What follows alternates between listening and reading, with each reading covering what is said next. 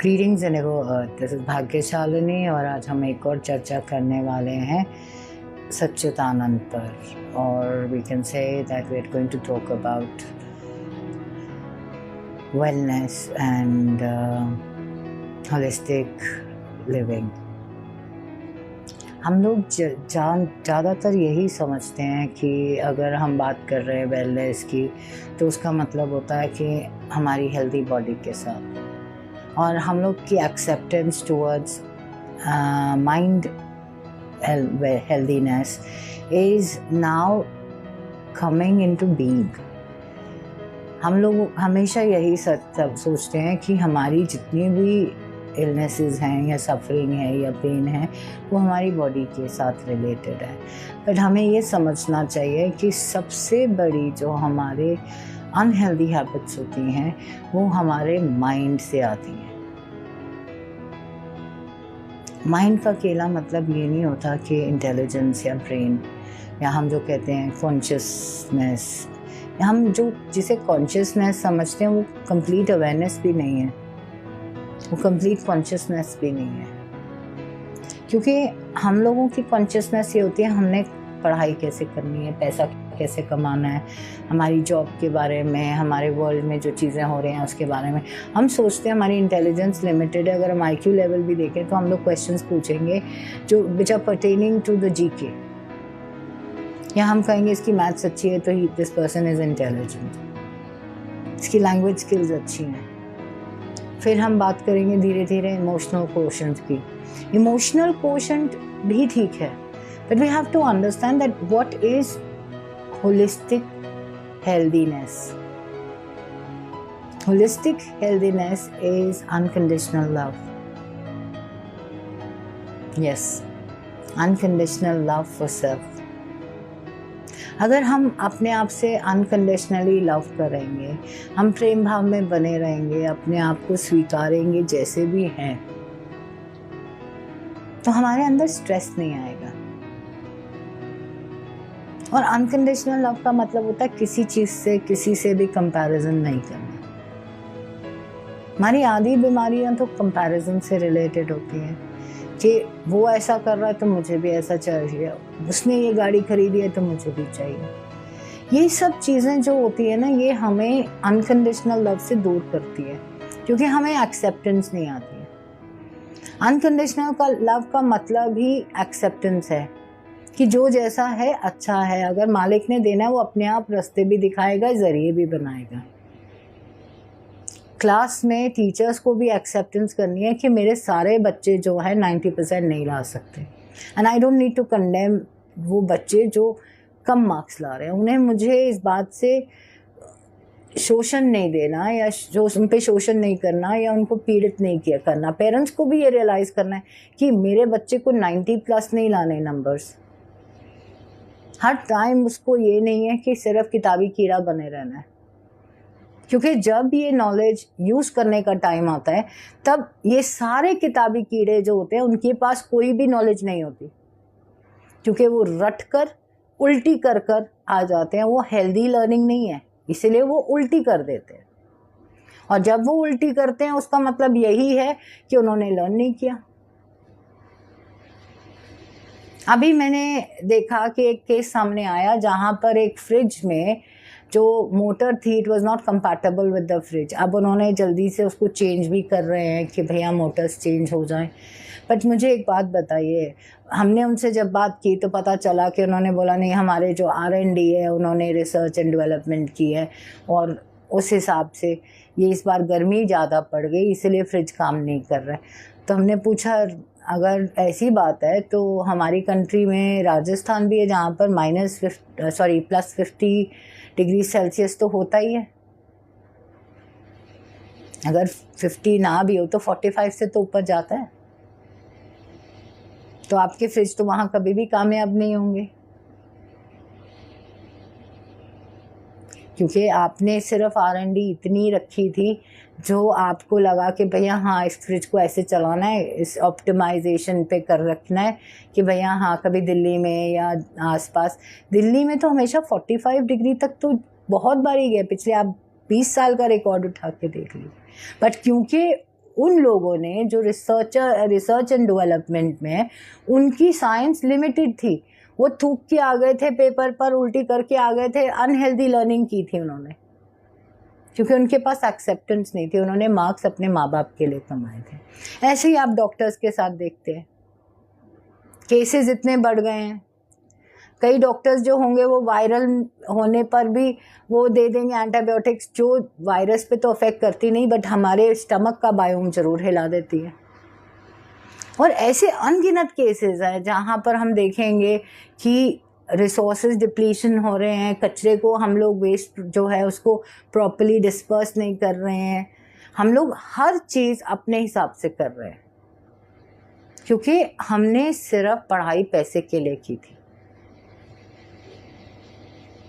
माँ बाप ने बोला बेटा पढ़ाई कर लो, अच्छी नौकरी मिल जाएगी, अच्छा ओहदा मिल जाएगा, अच्छे आप लोग पोस्ट पे लग जाएंगे, ठीक है ना। उन्होंने ये नहीं बोला कि आप कुछ सीख के जाइए उस पोस्ट के लिए, आप देश की सेवा कीजिए, आप अपने समाज की सेवा कीजिए। नहीं, उनमें से कुछ भी नहीं था। उसमें ये भी नहीं था कि तुम्हें पसंद है ये सब्जेक्ट तो तब लीजिए। सिर्फ एक चीज़ जो बच्चों को सिखाई जाती है जब वो स्कूल कॉलेज जाते हैं कि पढ़ोगे लिखोगे बनोगे नवाब, खेलोगे कूदोगे हो जाओगे खराब। तो ये हेल्दी लिविंग नहीं है।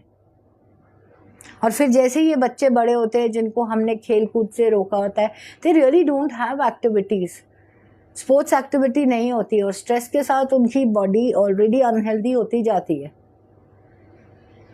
तो हम लोग, मेरे को एक समझ नहीं आती है कि हम लोग अपने बच्चों पे ऐसा क्यों तशद्दुद करते हैं, या अपने पे भी होने दिए। तो आज भी हमें समझ नहीं आ रही कि जितना भी ये हमारे सोसाइटी में भ्रष्टाचार है, या जो हमारी सोसाइटी में काम नहीं हो रहा, आप ये तो अग्री करेंगे ना, आप सब लोग देखते हैं कि आज किसी भी डिपार्टमेंट में कहीं पे भी आप चले जाइए, चाहे प्राइवेट प्रोडक्ट्स हो, प्राइवेट चीज़ें हो, आप लोग अगर आप अपने हक के लिए खड़े होते हैं तो कहीं आपकी सुनवाई नहीं है, क्योंकि हम लोग मालिक से दूर हो चुके हैं।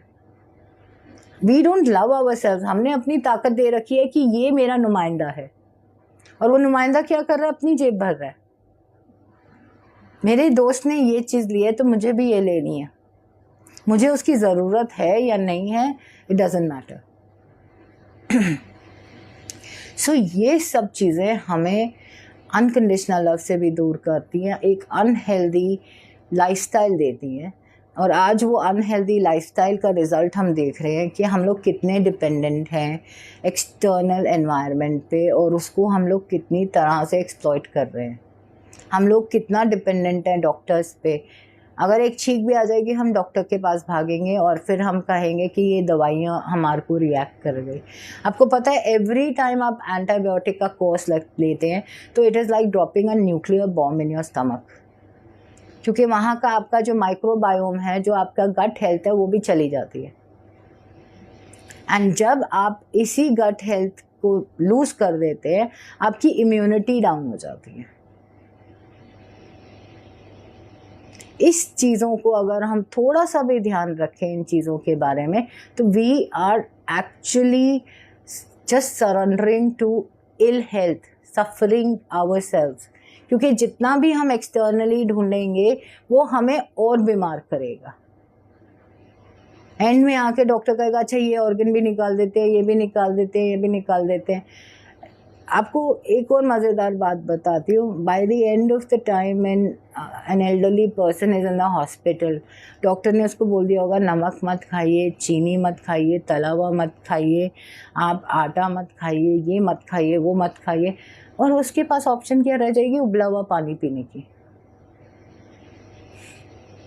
सो यू हैव टू अंडरस्टैंड कि ये सब चीज़ें जो हैं ये कहाँ से उत्पन्न हो रही हैं,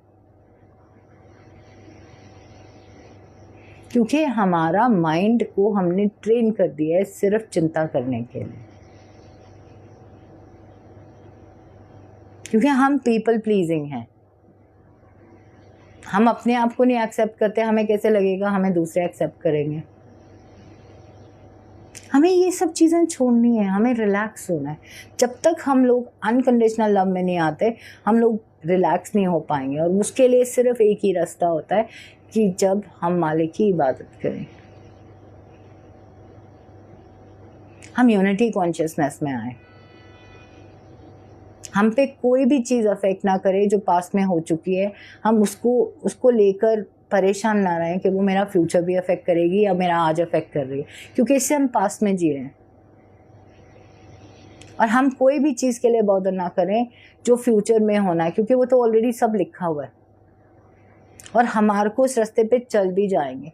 क्योंकि अगर आप देखते हैं कि हम लोग ट्रैफिक में भी जा रहे हैं, if everybody is obeying traffic laws, line में चल रहे हैं, ट्रैफिक सिग्नल्स फॉलो कर रहे हैं, अगर सिग्नल नहीं भी काम कर रहे हैं तब भी लाइन में चल के आराम से कर रहे हैं, ना कि एक दूसरे के साथ भिड़ रहे हैं तो सब कुछ बहुत बढ़िया हो रहा है।